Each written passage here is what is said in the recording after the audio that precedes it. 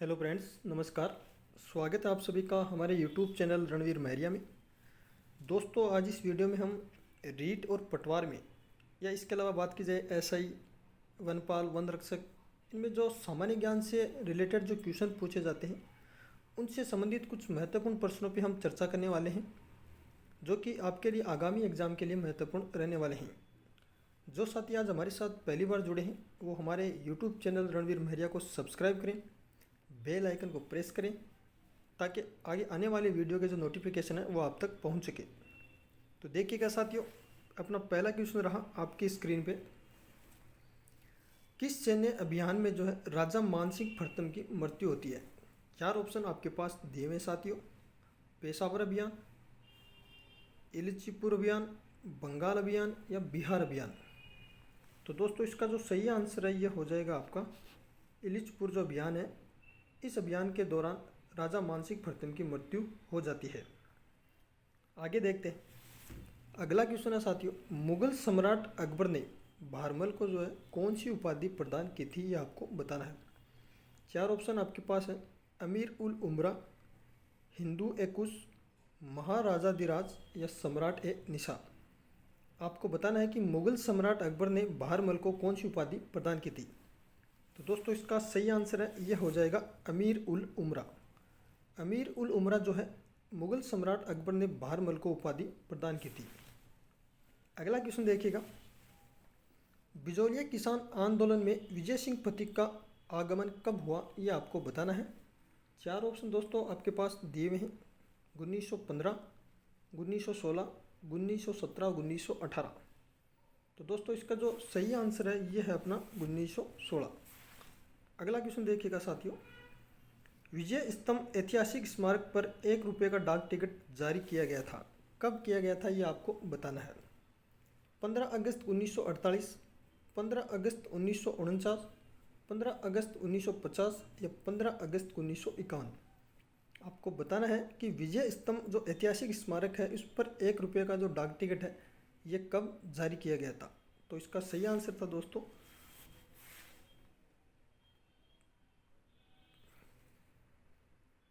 15 अगस्त 1949 को जो है विजय स्तंभ ऐतिहासिक स्मारक पर 1 रुपये का डाक टिकट जारी किया गया था।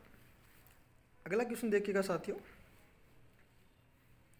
निम्न में से कौन राठौड़ों को बदायूं के राठौड़ों के वंशज मानते हैं? चार ऑप्शन आपके पास है। पंडित गौरीशंकर ओझा, पृथ्वीराज राठौड़, दयाल दास या जयदेव।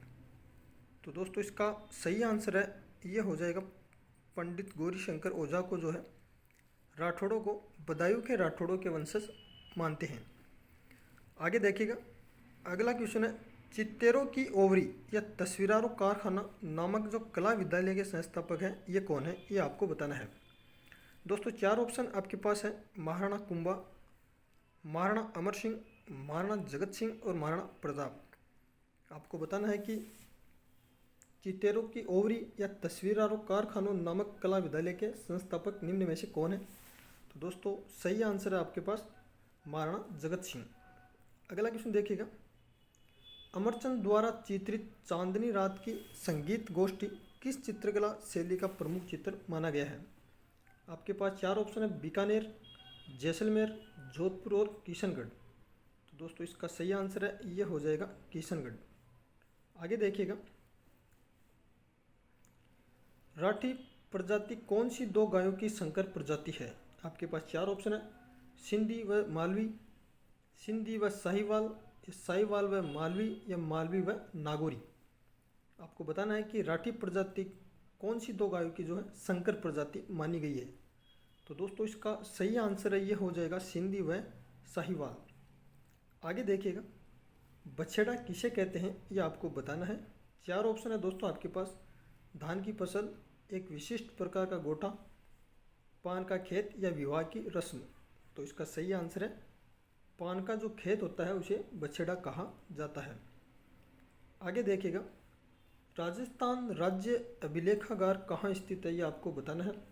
चार ऑप्शन आपके पास दिए हुए हैं। बीकानेर, जयपुर, जोधपुर और उदयपुर। आपको बताना है कि राजस्थान राज्य अभिलेखागार कहाँ स्थित है। तो दोस्तों, इसका सही आंसर है बीकानेर। राजस्थान राज्य अभिलेखागार कहाँ है? बीकानेर में स्थित है। आगे देखिए, लोक देवता तेजाजी महाराज का पवित्र तीर्थ स्थल बांसी दुगारी कहाँ स्थित है, ये आपको बताना है। दोस्तों 4 ऑप्शन आपके पास है, नागौर, बूंदी, बीकानेर और झालावाड़। तो दोस्तों इसका सही आंसर है अपना बूंदी। लोक देवता तेजाजी महाराज का जो पवित्र तीर्थ स्थल बांसी दुगारी है, ये बूंदी में स्थित है। आगे देखिए, छप्पन का मैदान राजस्थान के किस भाग में स्थित है? 4 ऑप्शन है दोस्तों आपके पास, उत्तरी भाग में, पूर्वी भाग में, दक्षिणी भाग में या पश्चिमी भाग में। आपको बताना है कि छप्पन का मैदान राजस्थान के किस भाग में स्थित है। तो दोस्तों इसका सही आंसर है आपका दक्षिणी भाग में। छप्पन का मैदान राजस्थान के दक्षिणी भाग में स्थित है। आगे देखिए, छप्पन का बेसिन किस जिले में स्थित है, ये आपको बताना है। 4 ऑप्शन है दोस्तों, अलवर, बांसवाड़ा, पाली या टोंक।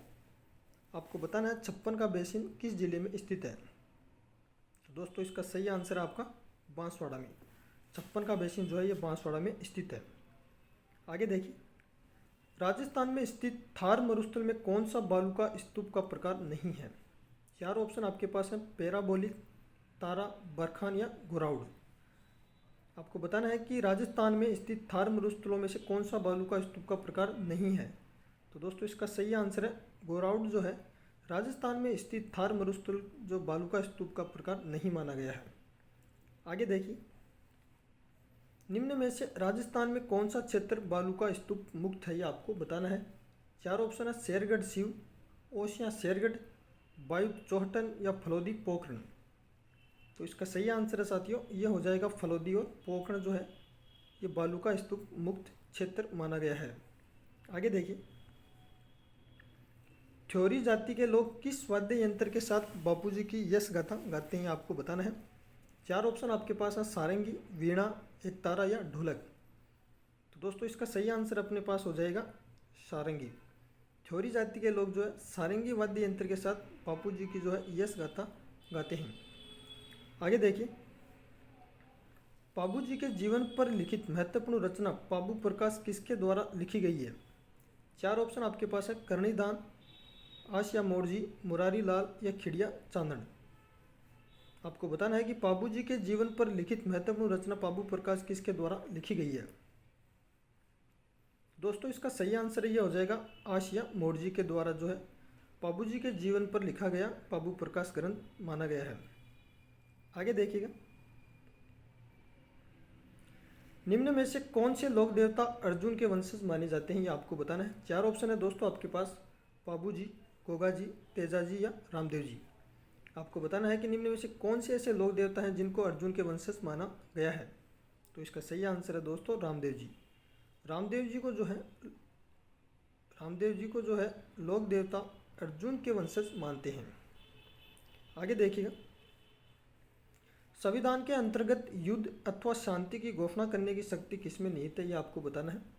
4 ऑप्शन है आपके पास, प्रधानमंत्री, रक्षा मंत्री, संसद या राष्ट्रपति। तो इसका सही आंसर है दोस्तों राष्ट्रपति। आगे देखिए, भारत में राजकोषीय नीति किसके द्वारा बनाई जाती है? 4 ऑप्शन है, भारतीय रिजर्व बैंक, वित्त मंत्रालय, नीति आयोग या विभिन्न बैंकों के द्वारा। आपको बताना है कि भारत में राजकोषीय नीति किसके द्वारा बनाई जाती है। तो इसका सही आंसर है दोस्तों वित्त मंत्रालय के द्वारा। भारत में राजकोषीय नीति वित्त मंत्रालय के द्वारा बनाई जाती है। आगे देखिएगा, एडवोकेट जनरल अर्थात महाधिवक्ता के पद का उल्लेख संविधान के किस अनुच्छेद में किया गया है, ये आपको बताना है। 4 ऑप्शन है, अनुच्छेद 161, अनुच्छेद 164, अनुच्छेद 165 या अनुच्छेद 177। तो इसका सही आंसर है दोस्तों अनुच्छेद 165 के अंतर्गत एडवोकेट जनरल अर्थात महाधिवक्ता के पद का उल्लेख किया गया है। आगे देखिएगा, राज्यपाल संविधान के अंतर्गत किसके प्रति अपने आचरण के लिए उत्तरदायी होता है, ये आपको बताना है। 4 ऑप्शन आपके पास है, राज्य के मुख्यमंत्री, संघ के प्रधानमंत्री, राज्य विधानसभा या राष्ट्रपति।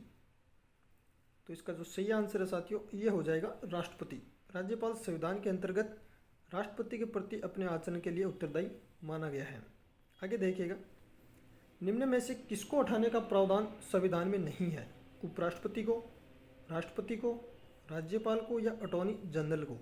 आपको बताना है कि निम्न में से किसको उठाने का प्रावधान संविधान में नहीं है। तो इसका सही आंसर हो जाएगा राज्यपाल को। राज्यपाल को जो उठाने का है प्रावधान संविधान में नहीं है। राज्यपाल जो है ये राष्ट्रपति के प्रसाद पर्यंत अपने पद पर बना रहता है। आगे देखिएगा, संसद के प्रत्येक सदन को बुलाने का अधिकार निम्न में से किसके पास है। 4 ऑप्शन है दोस्तों, राष्ट्रपति, उपराष्ट्रपति, लोकसभा अध्यक्ष या केंद्रीय मंत्रिमंडल। तो संसद के प्रत्येक सदन को बुलाने का अधिकार किसके पास है। तो इसका सही आंसर है राष्ट्रपति के पास। आगे देखिएगा, जीएसटी परिषद की अध्यक्षता कौन करता है ये आपको बताना है। 4 ऑप्शन है आपके पास, भारतीय रिजर्व बैंक के गवर्नर, प्रधानमंत्री, केंद्रीय वित्त मंत्री या सीएजी। आपको बताना है कि जीएसटी परिषद की अध्यक्षता कौन करता है। तो इसका सही आंसर है केंद्रीय वित्त मंत्री जो है जीएसटी परिषद की अध्यक्षता करता है। आगे देखिएगा, निम्नलिखित में से किसने चहलगानी या चालीसा दल का पूर्णतः सफाया कर दिया था। 4 ऑप्शन आपके पास है। आपको बताना है कि चालीसा दल जो था इसको पूर्णतः किसने समाप्त कर दिया था। बलबन, इल्तुतमिश, रजिया या अलाउद्दीन खिलजी। तो इसका सही आंसर है साथियों बलबन। बलबन ने जो है चहलगानी या चालीसा दल का जो है पूर्णतः सफाया कर दिया था। आगे देखिए, निम्नलिखित में से किसने सिकंदर सानी अर्थात द्वितीय सिकंदर की उपाधि धारण की थी ये आपको बताना है। 4 ऑप्शन आपके पास है, इल्तुतमिश, बलबन, अलाउद्दीन खिलजी या इनमें से कोई नहीं। तो इसका सही आंसर है साथियों अलाउद्दीन खिलजी। अलाउद्दीन खिलजी ने जो है सिकंदर सानी अथवा द्वितीय सिकंदर की उपाधि धारण की थी। आगे देखिए, तैमूरलंग ने किस वर्ष भारत पर आक्रमण किया ये आपको बताना है। 4 ऑप्शन आपके पास, 1210 ईस्वी में, 1398 ईस्वी में, 1492 ईस्वी में या 1526 ईस्वी में। आपको बताना है कि तैमूरलंग ने किस वर्ष भारत पर आक्रमण किया था।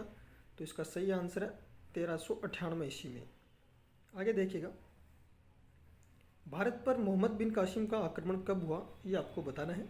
4 ऑप्शन है, 710, 711, 712 या 715। तो इसका सही आंसर है साथियों 712 में जो है भारत पर मोहम्मद बिन कासिम ने आक्रमण किया था। आगे देखिएगा, लाख बख्श किसे कहा जाता है ये आपको बताना है कि लाख बख्श के नाम से किसको जाना जाता है। 4 ऑप्शन है, कुतुबुद्दीन ऐबक, फिरोज तुगलक, इल्तुतमिश या अलाउद्दीन को। तो इसका सही आंसर है साथियों कुतुबुद्दीन ऐबक को जो है लाख बख्श के नाम से जाना जाता है। तो दोस्तों ये थे कुछ सामान्य ज्ञान से संबंधित महत्वपूर्ण प्रश्न जो कि आपके लिए आगामी एग्जाम के लिए महत्वपूर्ण रहने वाले हैं। दोस्तों इसी प्रकार के वीडियो यदि आप पाना चाहते हो तो आप हमारे YouTube चैनल रणवीर महरिया को सब्सक्राइब कर लें और बेल आइकन को प्रेस कर लें। थैंक यू, धन्यवाद।